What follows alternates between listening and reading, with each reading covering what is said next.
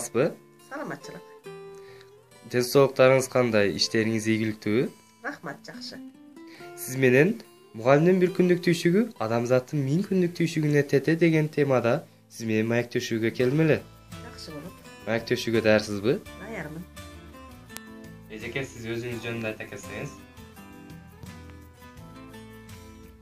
Мен Токурова Макбурат Туркбаевна 1960 жылы 20 февралда Кыргыз Республикасынын Ош областынын Ноокат районуна караштуу Төлөс айыл өкмөтүндөгү Додоң айылында колхозчунун үй бүлөсүндө туулганмын. 4 жашыма чейин өз ата-энемдин тарбиясында болгонмун. 7 жашымдан Куйбышев атындагы 8 жылдык орто мектебинде окуп, 10-11 класстарды Уртия Салиев атындагы орто мектепти бүтүргөнмүн. Мектепти бүтүргөндөн кийин Жалал-Абад шаарындагы Александр Сергеевич Пушкин атындагы педагогикалык окуу жайына тапшырып, анын мектептик кийинки бөлүмүнө аяктадым.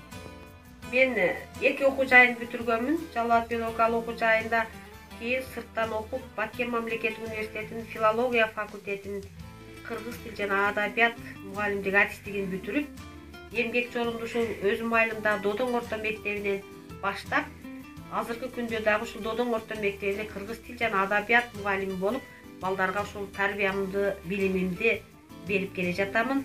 10 жыл ушул өзүм иштеген мектепте окуу бөлүмүнүн башчысынын милдетин аткардым. Үй бүлөлүүмүн, өзүмдүн классташым Салиев Халилага турмушка чыкканмын. Жогорку билимдүү, милициянын отставкадагы капитаны, 5 баланын бактылуу энесимин, 4 кыз, 1 уулум бар. Бардыгы жогорку билимдүү, бардыгы окуп, өз адистиктери боюнча иштеп жатышат. Бактылуу энемин. Сизди мугалимдик кесипти тандоого ким түрткү берди?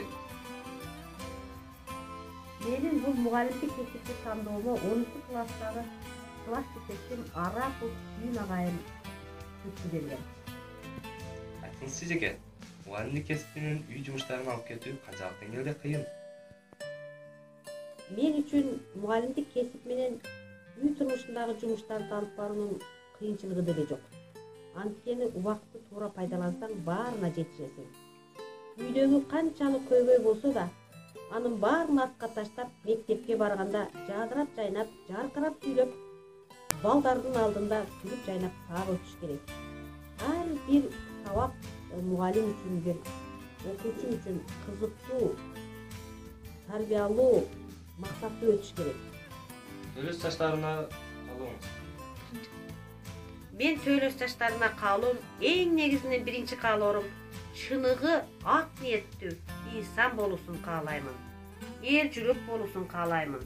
Эне тилин сүйүп ардактаган, эли жерин мекени үчүн күрөшкөн, эл жүрөктүү инсан болууларына, ошондой эле бактылуу болууларына, Уртиянын урпактары деген атты өчүрбөй, Уртиянын урпактарын ушу улантып кетүүчү, ата бабаларыбыздын салтын сыйлаган, каадасын билген жаштардан болушуну, Төлөстүн атын чыгарган алдыңкы келечектүү жаштардан болушун каалап кетем.